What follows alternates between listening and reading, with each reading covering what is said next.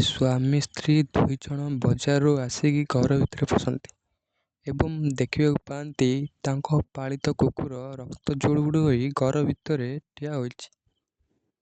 ସ୍ୱାମୀଟି ଭୟ କରି ତୁରନ୍ତ ପୁଅ ରୁମକୁ ଚାଲିଲା।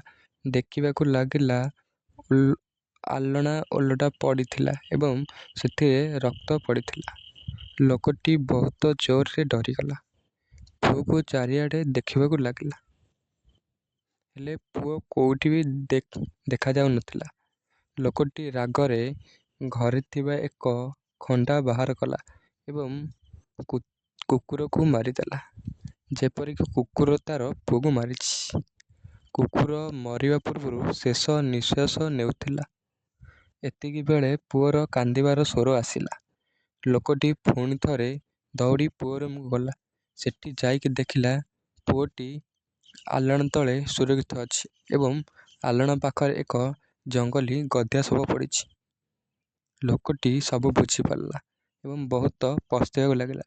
ଯେଉଁ କୁକୁର ତା'ର ଜୀବନ ବଞ୍ଚାଇଲା, ତାକୁ କିଛି ବୁଝି ନ ସୁଝି ହାତରେ ମୁଁ ମାରିଦେଲି। କାହାଣୀର ମତଲବ ହେଉଛି, ଜୀବନରେ କିଛି ନ ବୁଝି ନ ସୁଝି ଅନ୍ୟ ଜଣଙ୍କୁ ଦୋଷ ଦେଇଦେଉଛେ ଏବଂ ତା'ର ଏତେ ବଡ଼ ଲସ୍ କରିଦେଉଛେ ଯେ ପଛରେ କ୍ଷମା ମାଗିବା ବି ଯୋଗ୍ୟ ନୁହେଁ।